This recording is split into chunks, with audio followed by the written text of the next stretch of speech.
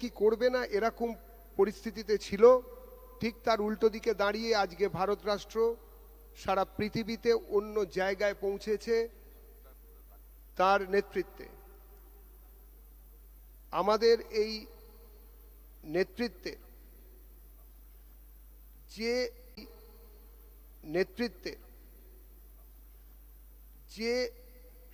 নেতৃত্বের প্রতি সম্মান জানিয়ে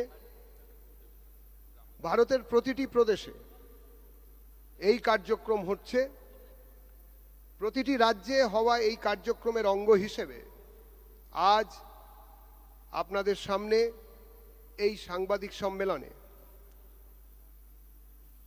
পশ্চিমবঙ্গের সম্মাননীয় মুখ্যমন্ত্রী শ্রী শুভেন্দু অধিকারী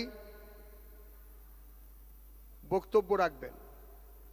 মঞ্চে উপস্থিত রয়েছেন, এই সাংবাদিক সম্মেলনে উপস্থিত রয়েছেন আমাদের অন্যতমা সাধারণ সম্পাদিকা শ্রীমতী লকেট চট্টোপাধ্যায়, সাধারণ সম্পাদিকা শ্রীমতী শশী অগ্নিহোত্রী, সহসভাপতি সভানেত্রী রাজ্যের শ্রীমতী তনুজা চক্রবর্তী, উপস্থিত রয়েছেন Shri Bimal Shankar Nanda, doctor professor Bimal Shankar Nanda, media convener, উপস্থিত রয়েছেন বিধায়ক শ্রী পীযূষ কানোরিয়া। আমাদের এই সাংবাদিক সম্মেলনে আমি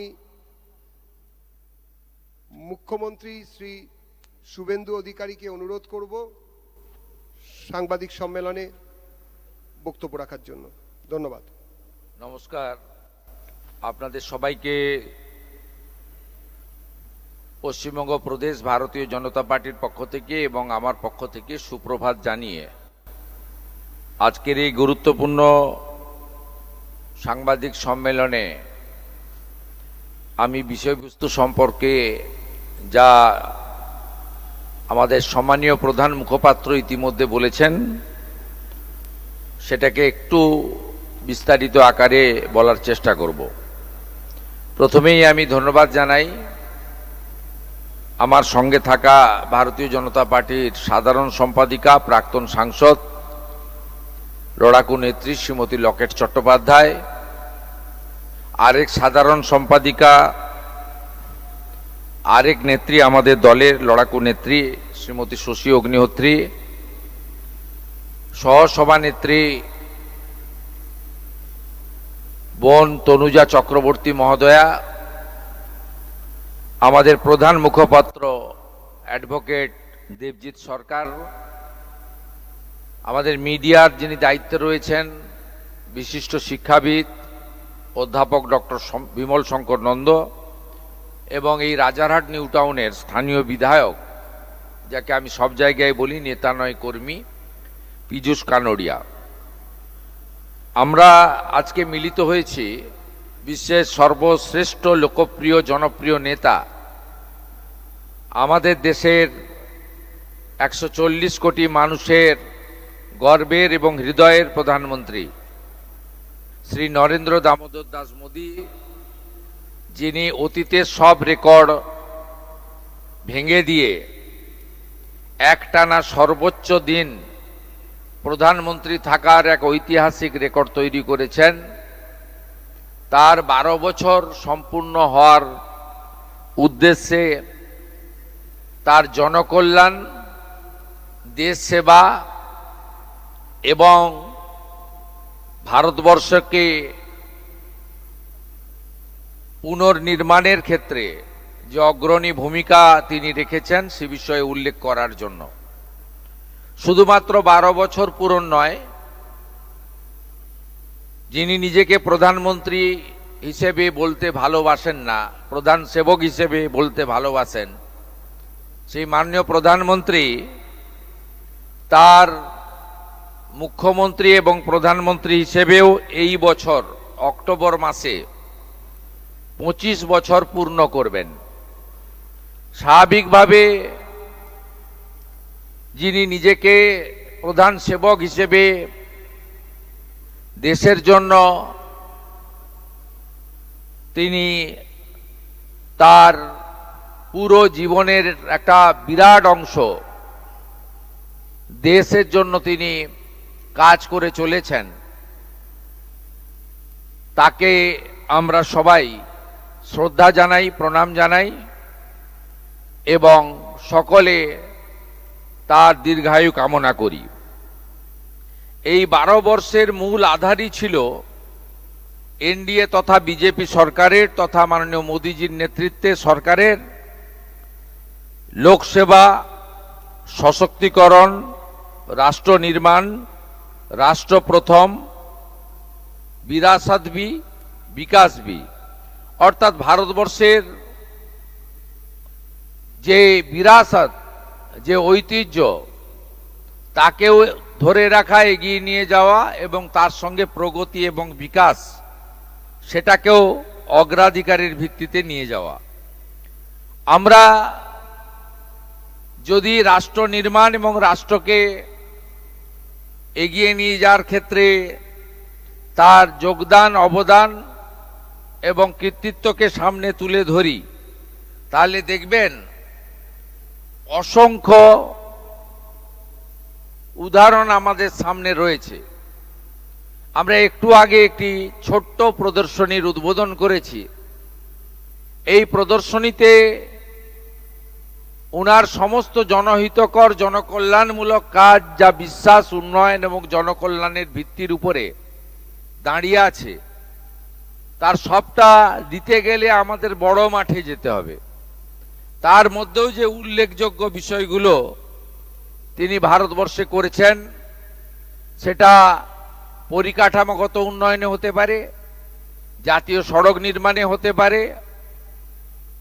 রেলপথ সম্প্রসারণে হতে পারে, নতুন বিমানবন্দর নির্মাণে হতে পারে, আধুনিক মানের শিক্ষা প্রতিষ্ঠান আইআইটি, আইআইএম ইত্যাদি নির্মাণে হতে পারে, অথবা এইমসের মতো অসংখ্য হসপিটাল এবং জেলায় জেলায় মেডিকেল কলেজ নির্মাণের মতো হতে পারে। এগুলো তো অসংখ্য অসংখ্য উদাহরণ আছে। এর বাইরেও পণ্ডিত দীনদয়াল উপাধ্যায়ের যে একাত্ম মানববাদ, তাকে প্রকৃতপক্ষে কার্যকর করার কাজ মাননীয় প্রধানমন্ত্রী করেছেন। তার সময়কালে বিশেষ করে নারী শক্তি বন্ধন, লাখপতি দিদি থেকে শুরু করে তার যে মূল 5টি উন্নয়নমূলক কাজ তিনি করেছিলেন, তার মধ্যে স্বচ্ছ ভারতের আওতায় দেশব্যাপী 14 কোটি শৌচালয় নির্মাণ, যা আমাদের মা বোন দিদিদের লজ্জা নিবারণের ক্ষেত্রে একটি উল্লেখযোগ্য মাইলস্টোন। দ্বিতীয় কর্মসূচিতে তিনি প্রধানমন্ত্রী আবাস যোজনা, যা আজকে 5 কোটি ছুঁই ছুঁই, সেই প্রধানমন্ত্রী আবাস যোজনার বাড়ির মালিক তিনি আমাদের মা বোন দিদিদের করেছেন। অর্থাৎ সরকার বা পঞ্চায়েতের সঙ্গে আবাস যোজনার এগ্রিমেন্ট ওই বাড়ির যিনি সিনিয়র মহিলা তার সঙ্গে হয়েছে, এটাও একটা উল্লেখযোগ্য দিক। এর বাইরেও 82 কোটি মানুষকে প্রধানমন্ত্রী অন্ন সুরক্ষা যোজনার মধ্য দিয়ে তাদের প্রত্যেক মাসে ফ্রি রেশন দেওয়া, এটাও একটা উল্লেখযোগ্য দিক, আপনারা জানেন। এর সাথে জল জীবন মিশনের নলে জল, পরিশ্রুত পানীয় জল এবং পিএম কিষাণ সম্মান নিধি, প্রধানমন্ত্রী সূর্য ঘর, অসংখ্য এই ধরনের উদাহরণ রয়েছে। সেক্ষেত্রে আমাদের একাত্ম মানববাদের সঠিক প্রয়োগ এবং নারী শক্তিকে তাদের যে প্রয়োজনীয়, যারা মূলত সংসার পরিচালনা করেন, তাদের যে মূল সুবিধাগুলি তিনি এই তার বিশ্বাস, উন্নয়ন এবং জনকল্যাণের 12 বছরে তিনি পৌঁছে দেওয়ার চেষ্টা করেছেন। আমরা শুধু তাই নয়, আমাদের মহিলাদের 1/3 লোকসভা বিধানসভায় সংরক্ষণ দেওয়ার ক্ষেত্রে বলুন, অথবা নারী নিরাপত্তার ক্ষেত্রে একাধিক আইন এবং উদ্যোগ গ্রহণ করার মধ্য দিয়ে মাননীয় প্রধানমন্ত্রী ভারত মাতাকে আরো সুরক্ষিত করেছেন, এগিয়ে নিয়ে গেছেন। আমাদের মাননীয় প্রধানমন্ত্রীর সময়ে পরিকাঠামোগত উন্নয়ন, প্রধানমন্ত্রী গ্রাম সড়ক যোজনা, এই সময়কালে 4 লাখ কিলোমিটার পাকা রাস্তা তৈরি হয়েছে। অন্নদাতা কৃষকরা, তাদের জন্য পিএম কিষাণ সম্মান নিধি শুধু নয়, একাধিক কর্মসূচি এই সময়ে দেখা গেছে। তার মধ্যে কৃষি উৎপাদনে 71% বৃদ্ধি, 12 লাখ মেট্রিক টন এবং বিশাল পরিমাণ খাদ্যশস্য উৎপাদনের রেকর্ড এই সময়ে হয়েছে। সার সহ তাদের উৎপাদিত কৃষিজ ফসলের উপযুক্ত দাম এমএসপি, এটা একটা কৃষকদের ক্ষেত্রে ঐতিহাসিক মাইলস্টোন বলে আমরা মনে করি। দুগ্ধ উৎপাদনকারী সবচেয়ে বৃহৎ দেশ হিসেবে ভারতবর্ষকে তিনি সামনে এনেছেন। এই সময়কালে 61.8% দুগ্ধ উৎপাদন বৃদ্ধি পেয়েছে, যা সর্বমোট 247 মিলিয়ন টনেরও বেশি হয়ে গেছে এই সময়কালে। প্রধানমন্ত্রী কৃষি সিঁচাই যোজনা, এইটার মধ্য দিয়ে যে এলাকাতে সেচের ব্যবস্থা নেই, যে এলাকায় কৃষকরা কেবলমাত্র বর্ষার জলের উপরে নির্ভর করে, আজকে সেখানেও ওই উল্লেখযোগ্য সাফল্য আমরা পেয়েছি। জাতীয় সড়ক নির্মাণে আপনারা জানেন 2014 সালে মোট 91,287 কিলোমিটার জাতীয় সড়ক ছিল। আজ সেই নেটওয়ার্ক বৃদ্ধি পেয়ে 1.46 লাখ কিলোমিটারেরও বেশি হয়েছে। এবং 14 সালে যেখানে প্রতিদিন জাতীয় সড়ক নির্মাণের গড় ছিল 11.6 কিলোমিটার, আজকে সেই গড় 3 গুণ বৃদ্ধি পেয়ে 34 কিলোমিটার প্রতিদিন হয়েছে। দুর্গম এলাকাগুলিতে উন্নয়ন, চেনা ব্রিজ, নতুন পাম্বান ব্রিজ এবং অটল টানেলের মতো অসম্ভবকে সম্ভব করার কাজ এই সময়কালে হয়েছে। 2014 সালে রেলের আধুনিকীকরণ একটি স্বপ্ন ছিল। ভারতীয় রেলের 99.4% বেশি ব্রডগেজ বিদ্যুতায়ন সম্পন্ন হয়েছে। দেশ জুড়ে 1317টি বেশি রেল স্টেশন অমৃত ভারত স্টেশন যোজনার অন্তর্ভুক্ত করে আধুনিক মানের রেল স্টেশন তৈরি করা হয়েছে।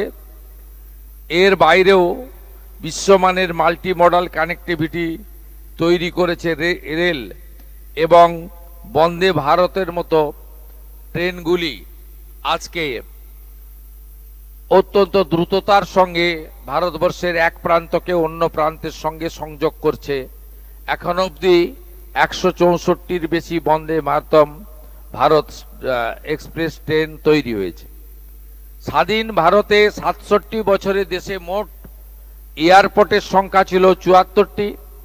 গত 12 বছরে মোদিজির নেতৃত্বে 90টির বেশি নতুন এয়ারপোর্ট তৈরি হয়েছে, যার ফলে আমাদের দেশে এখন এয়ারপোর্টের সংখ্যা 164 পার করে গেছে। উড়ান যোজনাতে আজকে সাধারণ মানুষ, প্রান্তিক মানুষ,